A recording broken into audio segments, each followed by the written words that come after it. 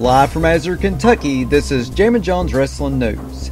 Here's your news for Tuesday, August 7th, 2018.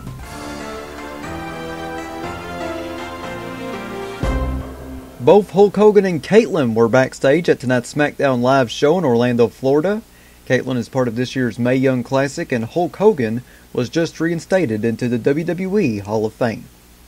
Last night's WWE Raw, which featured Ronda Rousey's first match on the show, drew 2.804 million viewers. This was down from last week's 2.90 million viewers and down from the August 7, 2017 edition of Raw, which drew 3.240 million viewers.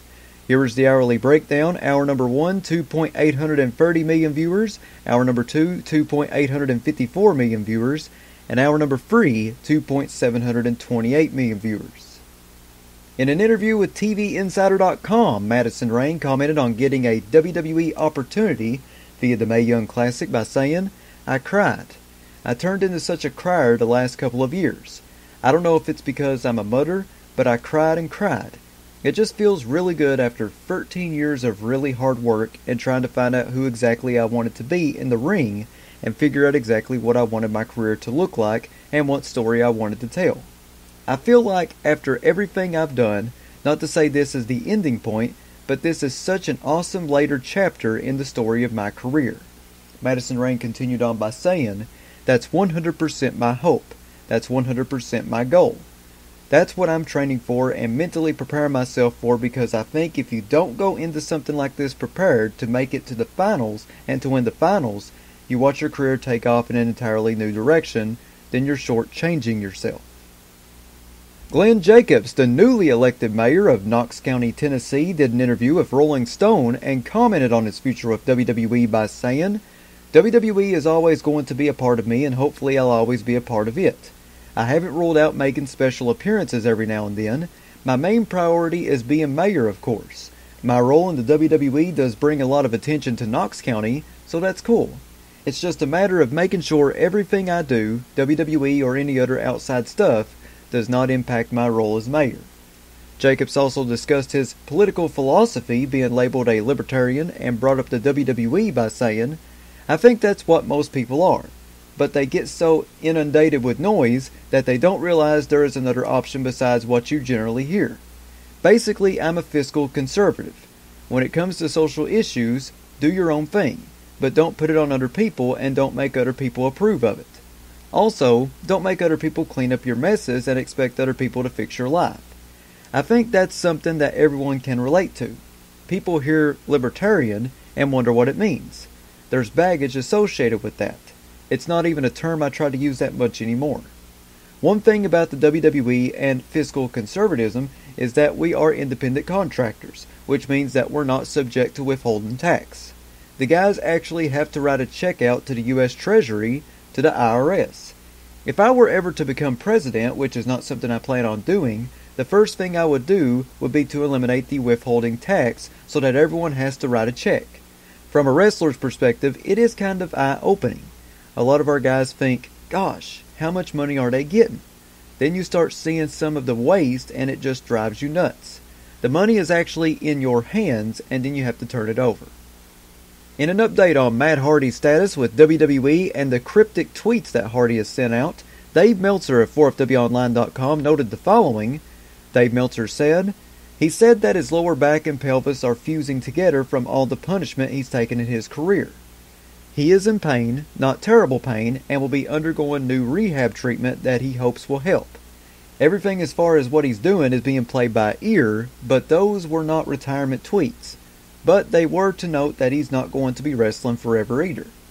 Hardy is currently scheduled to team up with Bray Wyatt on next week's Raw in a match against the B-Team and the Revival for the Raw Tag Team titles.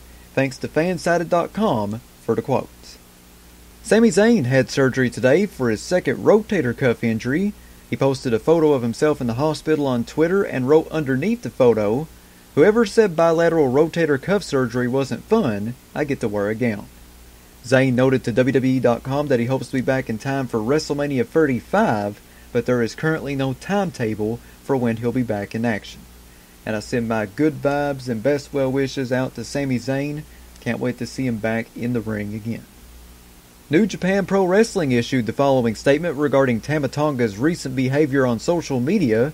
NJPW said, NJPW takes actions taken by our wrestlers seriously. In light of recent inappropriate conduct by Tama Tonga, including social network and service usage, the company has decided to take disciplinary actions against said wrestlers and will issue updated guidelines to all wrestlers.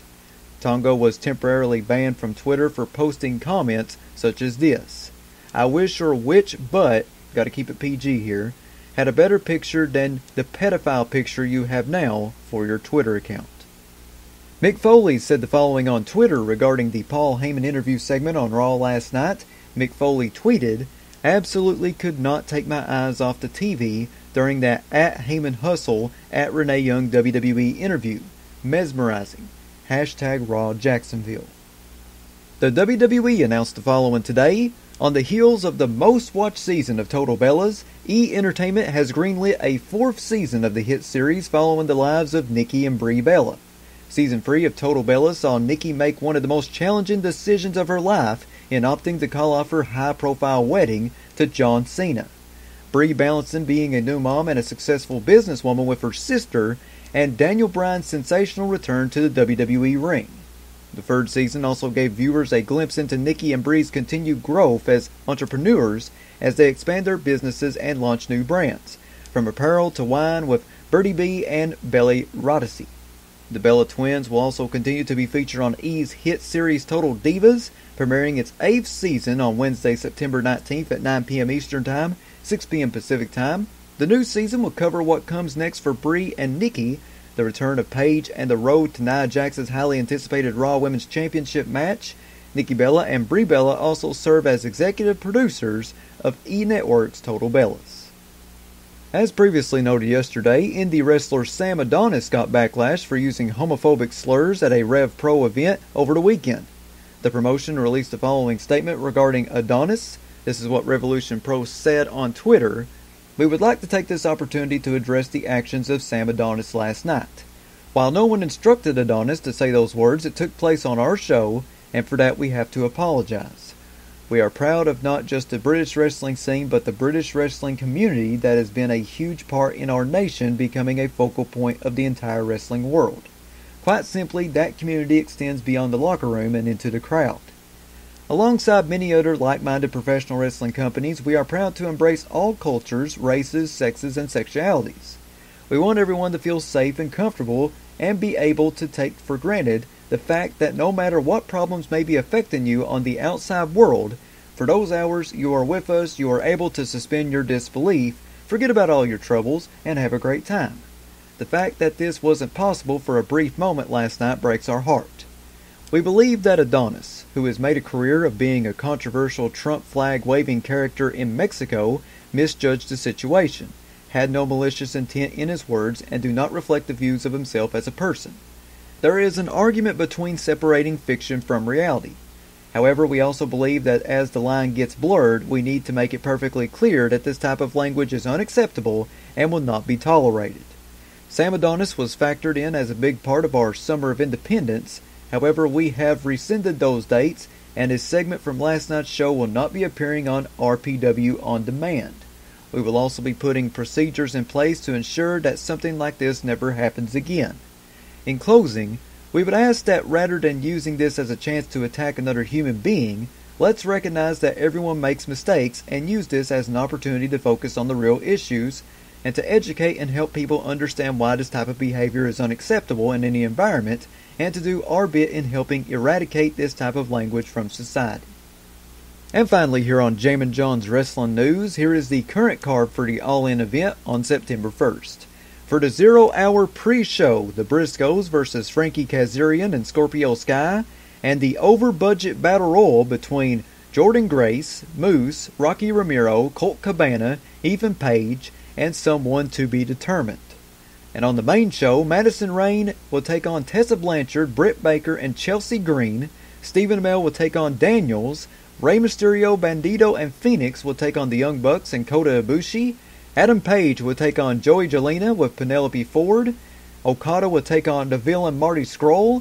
And the main event so far for All In, the NWA World Heavyweight Championship match between the NWA World Heavyweight Champion Nick Aldis and the American Nightmare Cody Rhodes.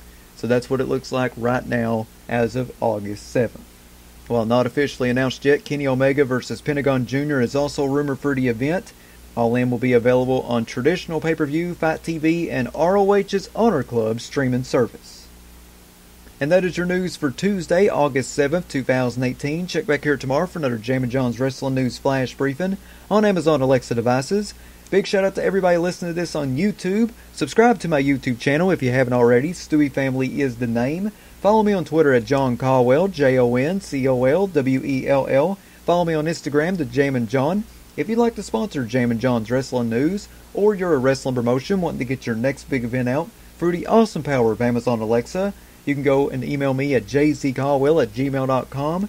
That's JZCOLWELL@gmail.com. Big shout out to Ryan Hurdle for subscribing to my Patreon. You too can subscribe to me by going to patreon.com/JamminJon. I have free packages on there ranging from free to $7. I'd really appreciate it if you supported me a little bit financially. Once again, that's patreon.com/JamminJon. This is Jammin Jon saying thanks, goodbye, and I'll see you tomorrow.